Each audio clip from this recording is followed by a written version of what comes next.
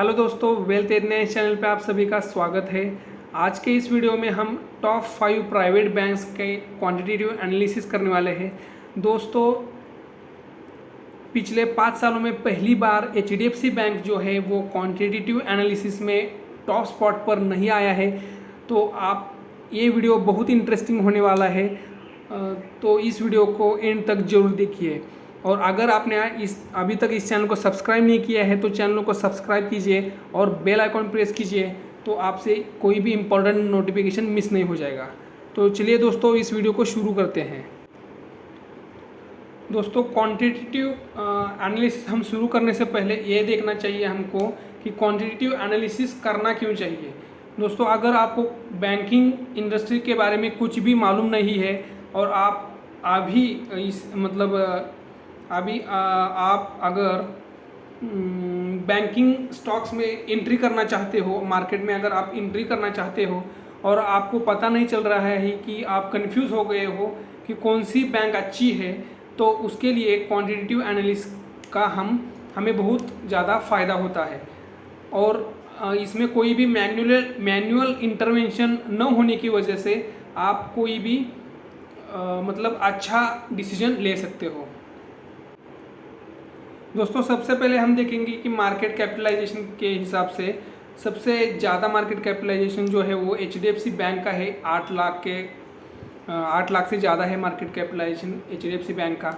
उसके बाद ICICI bank, Kotak bank, axis bank और इंडसइंड बैंक आता है।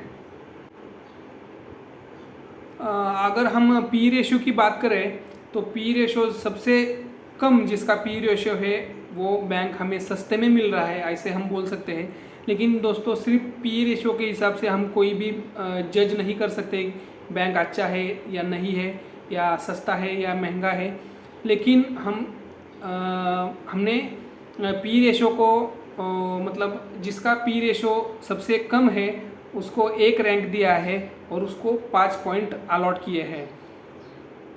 तो इसमें एक्सिस बैंक जो है वो रैंक फर्स्ट आता है और कोटक महिंद्रा बैंक है, सबसे ज़्यादा पी रेशो है 28.9 का, उसको सबसे लास्ट रैंक आता है और सबसे कम मार्क मिलते हैं। दूसरा जो रेशो हमने देखा है उसमें पीबी रेशो है। सबसे कम पीबी रेशो होता है, जैसे पी रेशो होता है वैसे ही पीबी रेशो होता है। जिसका पीबी रेशो और पी रेशो सबसे कम है वो बैंक सस्ता ऐसा माना जाता है। और इसमें इंडसइंड बैंक का पीबी रेशो सबसे कम है और कोटक महिंद्रा बैंक का पीबी रेशो 3.81 सबसे ज़्यादा है, इसलिए उसको सबसे कम पॉइंट दिए हैं। तीसरा जो पॉइंट हमने लिया है वो है return on equity. Return on equity, जिसका रिटर्न ऑन इक्विटी सबसे ज़्यादा होता है वो बैंक सबसे अच्छा माना जाता है। इसमें HDFC बैंक सबसे नंबर 1 पर आता है। 16.1% का return on equity HDFC bank ने दिया है और सबसे कम जो है वो इंडसइंड बैंक का है 11.6%। उसके बाद हमने लिया है return on asset. Return on assets जिसका सबसे ज़्यादा वो बैंक अच्छा माना जाता है। इसमें कोटक महिंद्रा बैंक का रिटर्न ऑन एसेट जो है 2% है, वो सबसे ज़्यादा है इस 5 बैंकों में। उसके बाद ICICI बैंक का 1.98, उसके हिसाब से हमने रैंक और पॉइंट्स दिए हैं। अब सेल्स और नेट प्रॉफिट ग्रोथ 5 ईयर्स का अगर हम देखते हैं, जिसका सेल्स ग्रोथ सबसे ज़्यादा है उसको 1 रैंक दिया है। इसमें इंडसइंड बैंक 16.4% उसका सेल्स ग्रोथ सबसे ज़्यादा दिखता है और प्रॉफिट में एक्सिस बैंक जो है वो 28.8% का सबसे ज़्यादा प्रॉफिट ग्रोथ दिया है पिछले 5 सालों में। दूसरा पॉइंट जो हमने कंसिडर किया है वो net interest income as a percentage of operating income. जिसका ये परसेंटेज ज़्यादा रहेगा वो अच्छा रहता है, मतलब वो उतना स्ट्रॉन्ग बैंक माना जाता है। इसमें कोटक महिंद्रा बैंक जो है उसका 79.1% है और सबसे कम जो है वो 68.1% इंडसइंड बैंक का है। अब sales and net profit growth 3 year का अगर देखें, उसमें इंडसइंड बैंक का 11.5% है सेल्स ग्रोथ, और प्रॉफिट ग्रोथ जो है वो आईसीआईसीआई बैंक का है 19.7%।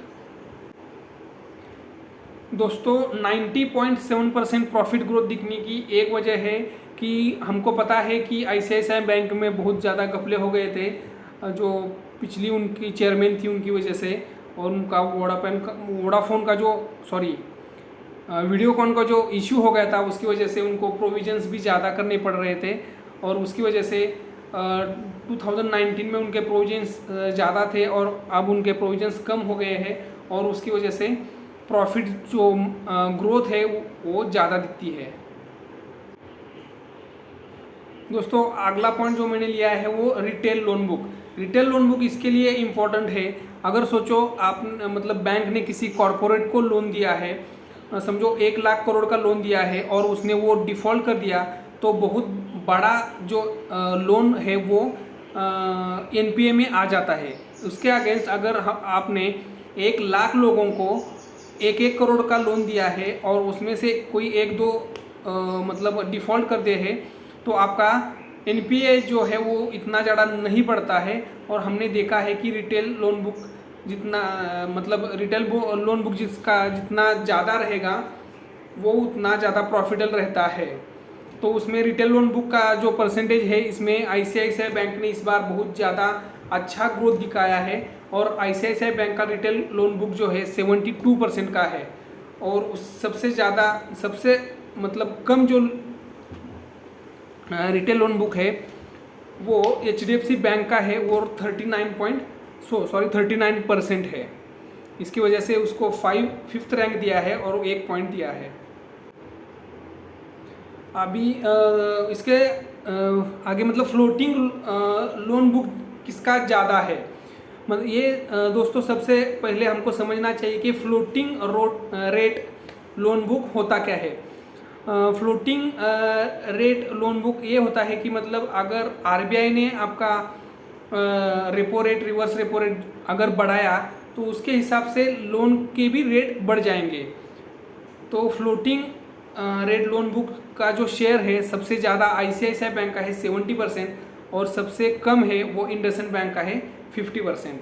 अगर आपका फ्लोटिंग रेट लोन बुक नहीं है तो आप उसके हिसाब से मतलब आरबीआई ने अगर repo rate, reverse repo rate अगर चेंज किया मतलब बढ़ाया, तो आपके लोन बुक के रेट मतलब लोन आपने जो रेट पे दिया है वो रेट आप चेंज नहीं कर सकते वो लोन के टेन्योर में। इसके लिए ये इम्पोर्टेंट रहता है।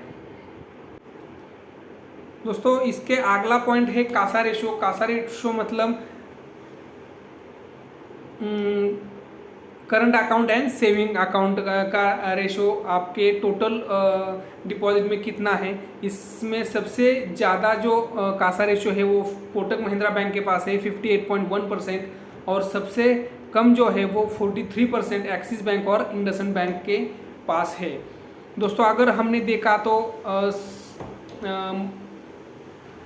इसमें आईसीआईसीआई बैंक और इंडसइंड बैंक का जो कासा रेशो है वो इम्प्रूव हो गया है। आईसीआईसीआई बैंक का 45% से 46 ऑलमोस्ट 47% तक गया है, और इंडसइंड बैंक का 42.7% से 43% तक गया है। बाकी सभी बैंकों के जो कासा रेशो है वो मार्जिनली डिक्रीज हो गए हैं।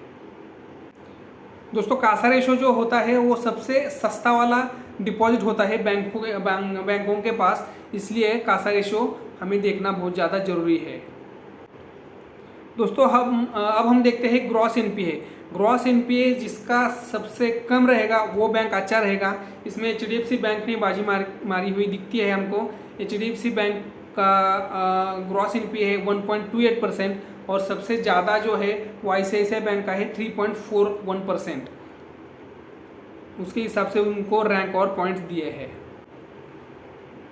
उसके बाद हम देखेंगे नेट एनपीए। नेट एनपीए में भी एचडीएफसी बैंक सबसे टॉप पोजीशन पे है, उनका नेट एनपीए 0.35% है, और सबसे ख़राब जो है वो आईसीआईसीआई बैंक का 0.7% है। एचडीएफसी बैंक के डबल हो गया है।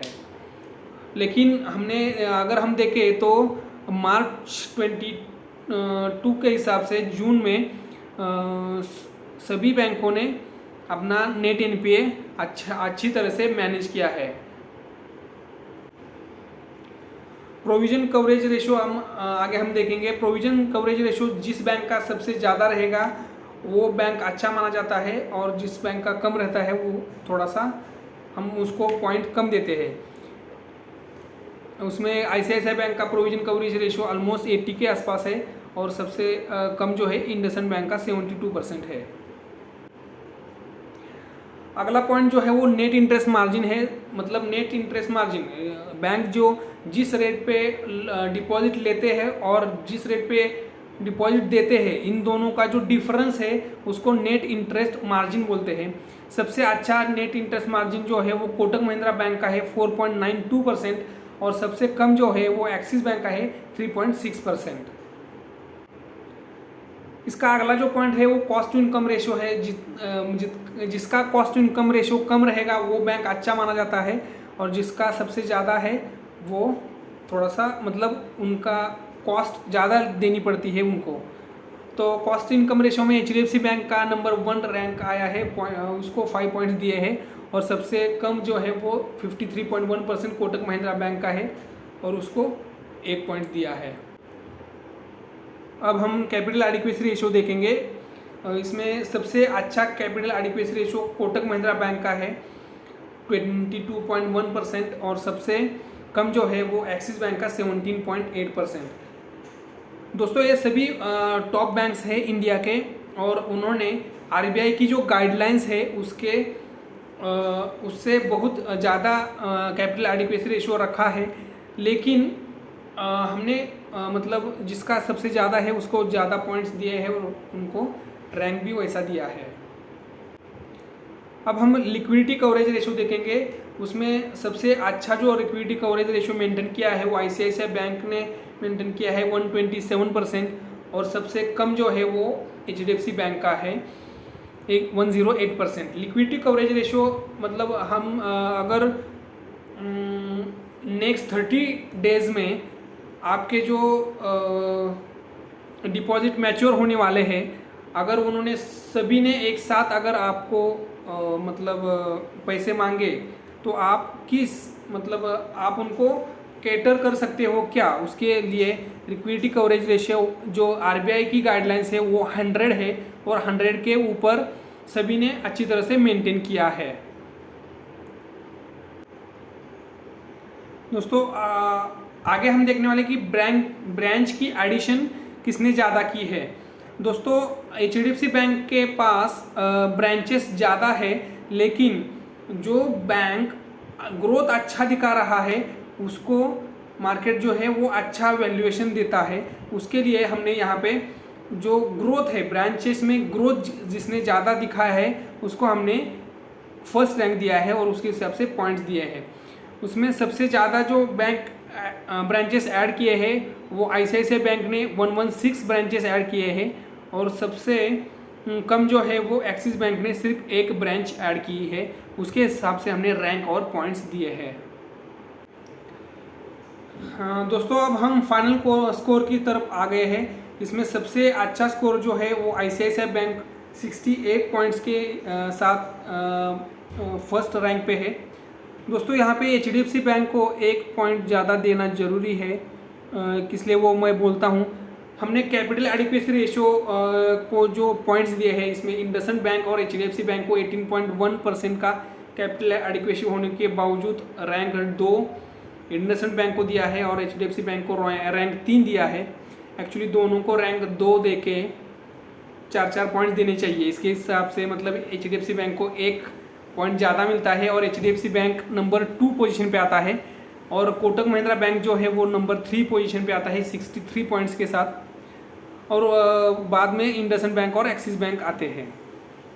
दोस्तों इसमें हम कोई भी मैनुअल इंटरवेंशन किए बगैर ये पूरा प्रोसेस जो है वो चलाते हैं, तो आपको इससे पता चलता है कि कौन सा बैंक अच्छा कर रहा है, कौन सी बैंक में ग्रोथ अच्छी दिख रही है। ये कोई भी मतलब सजेशन नहीं है। ये जो फाइनल स्कोर जो आया है वो पूरी तरह से हमने डिफरेंट पैरामीटर्स के हिसाब से उनको जो पॉइंट्स दिए हैं वो पॉइंट्स के हिसाब से आया है। दोस्तों ये वीडियो अगर आपको अच्छा लगा है तो आप ये वीडियो अपने दोस्तों के साथ शेयर कीजिए, और अभी तक अगर आपने चैनल को सब्सक्राइब नहीं किया है तो चैनल को सब्सक्राइब कीजिए और बेल आइकॉन प्रेस कीजिए, तो आपसे कोई भी इम्पोर्टेंट नोटिफिकेशन मिस नहीं हो जाएगा। चलिए दोस्तों फिर मिलते हैं जय हिंद।